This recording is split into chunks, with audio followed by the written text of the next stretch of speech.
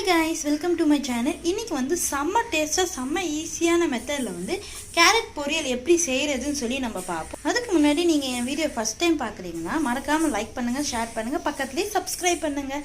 வாங்க வீடியோக்குள்ளே போகலாம். நான் வந்து கொஞ்சமாக கேரட் எடுத்திருக்கேன். அந்த கேரட் வந்து நல்லா துருவிட்டு உங்களுக்கு காட்டுறேன். கேரட் வந்து இந்தமாரி ஃப்ரண்ட்டும் பேக் சைடும் கட் பண்ணி வச்சுருக்கேன். கட் பண்ணிவிட்டு நல்லா வாஷ் பண்ணி எடுத்து வச்சுட்டேன். இதை வந்து துருவிட்டு உங்களுக்கு காட்டுறேன்.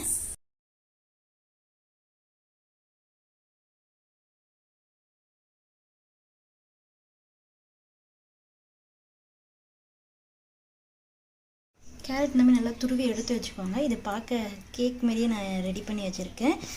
பார்க்க நல்லா இருக்குல்ல. அப்போ ஒரு 5 பச்சை மிளகாவும் ஒரு பெரிய சைஸ் ஆனியன் இருந்துச்சுன்னா 1 போதும்.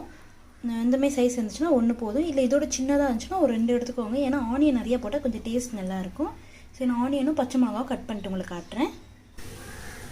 வெங்காயத்தையும் பச்சை மிளகாவும் நான் இந்தமாதிரி கட் பண்ணியிருக்கேன். நீள நீளமாக கட் பண்ணாமல் இந்தமாரி ரவுண்டாக கட் பண்ணி எடுத்துக்கோங்க. அப்போ தான் சாப்பிடும்போது நல்லாயிருக்கும் இது டேஸ்ட்டு. ஒரு கடாய் வச்சுக்கோங்க. அந்த கடாய் வந்து சூடாகணுன்னா தேவையான அளவுக்கு வந்து எண்ணெய் ஊற்றிக்கலாம்.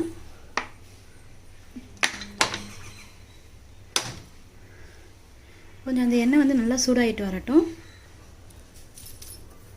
எண்ணெய் நல்லா சூடாகிட்டு வந்தோடனே கொஞ்சமாக வந்து கடுகு போட்டுக்கலாம். கடுகு பொரிஞ்ச உடனே கருவேப்பிலை போட தேவையில்ல. அதுக்கு பதிலாக வந்து வெங்காயமும் பச்சை மிளகாவும் ரெண்டுமே சேர்ந்து ஆட் பண்ணிக்கலாம். அப்போ தான் வந்து அந்த காரம் வந்து வெங்காயத்தில் வந்து நல்லா இறங்கும். டேஸ்ட்டும் செம்மையாக இருக்கும்.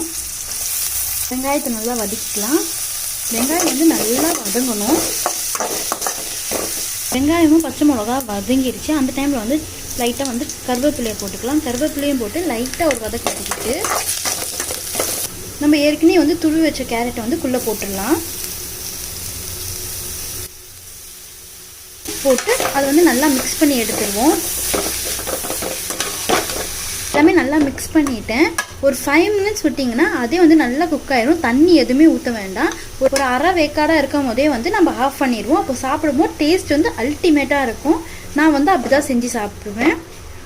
ஸோ அதனால் நல்லா மிக்ஸ் பண்ணிவிட்டு அதுக்கு தேவையான அளவுக்கு வந்து உப்பு போட்டுக்கலாம். உப்பும் போட்டு உப்பு நல்லா மிக்ஸ் பண்ணி விட்டுருவோம். எல்லாத்தையும் எல்லா பக்கமும் வந்து அந்த சால்ட் வந்து இறங்கணும் சொல்லி